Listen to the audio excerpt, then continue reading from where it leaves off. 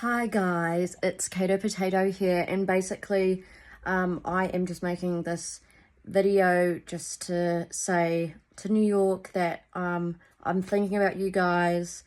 So is Mum and Mia, we're all thinking about you guys on this awful, terrible day. I'll never forget the day I was at my nana's house. I just got home from kindy.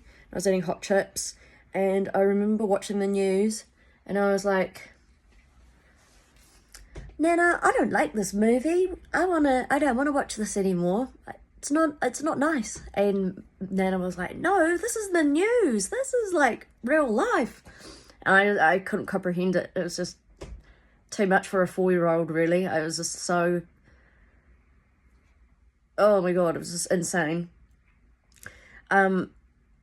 Basically just, I'm thinking of all the people that didn't survive the attack, and also, of course, the people that did survive and go through the awful, terrible flashbacks of what happened that day, especially family members that lost family during the attack.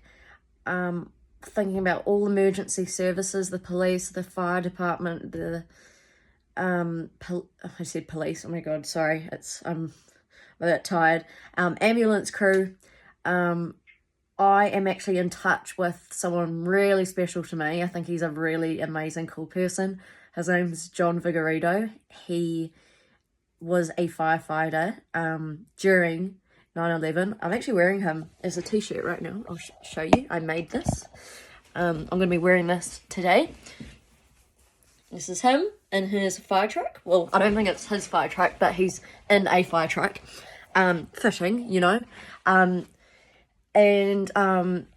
Yeah, he's told me a couple of stories, and they're just chilling. I just don't, I just don't know how I'd be able to cope with having to think about what happened that day and, I don't know, go through it. And I don't know, I try to put myself in other people's shoes as much as I can, and I just don't know.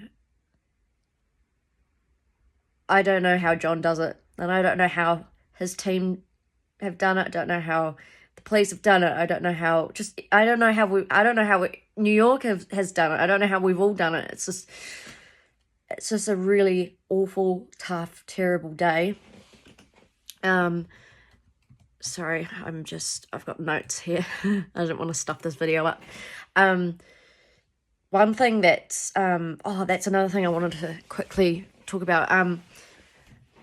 One thing that I personally didn't think about, haven't really thought much about, because I don't know, I'm quite thick in the head, is, you know, the amount of firefighters, police and ambulance and, you know, all sorts of other people, just, you know, everyone in New York. Well, not everyone in New York, but there's, you know, people in New York.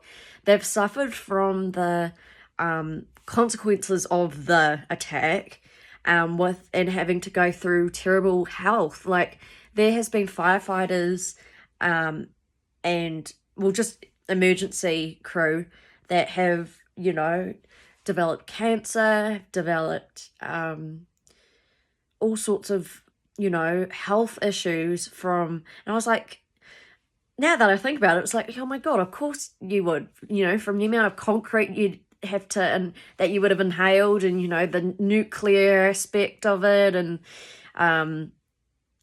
just all the chemicals, and just, you know, just terrible, awful things that you would have had to inhale and be in the environment of. And that just hasn't really struck a chord with me, really. I just haven't really thought about that. And I think about that now a lot, because, you know, John lost his best friend, not during 9/11, but, you know, years later. His best friend passed away from cancer, and they reckon that the underlying cause of it was from the 9/11 attacks. And it's just like, how bloody terrible is that? It's just so not fair. So shout out to Ronnie's family.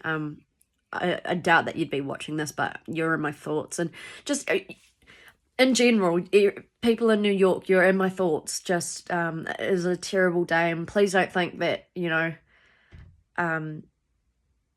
that you're going to be forgotten on this day. Obviously, it's the 20th anniversary. God, it feels like it only happened like 5 years ago, not 20. Jeez. But yeah, little old New Zealand, we're thinking about you guys. Especially my family. We love New York. New York is one of our favorite places in the whole entire world. So,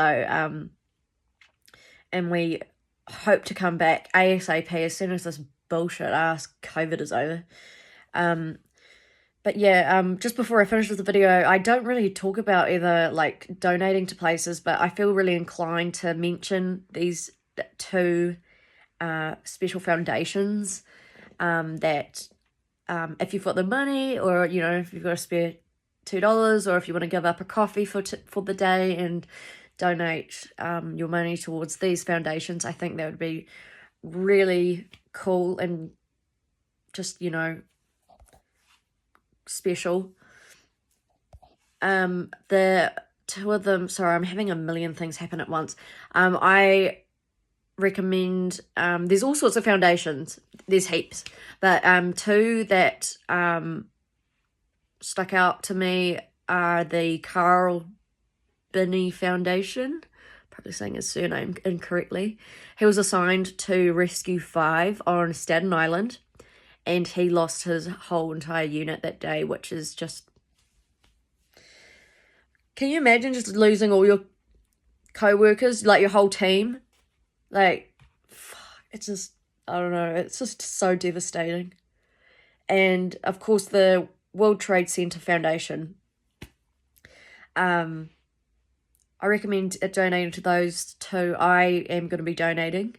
But no pressure, no pressure, but I thought, you know, if you've got the money and you want to do something for 9/11, I think this is a really nice way to help out. But yeah, all my love to New York. I've also got a saying that John told me, which is like a really powerful saying, which I'm going to leave you guys on.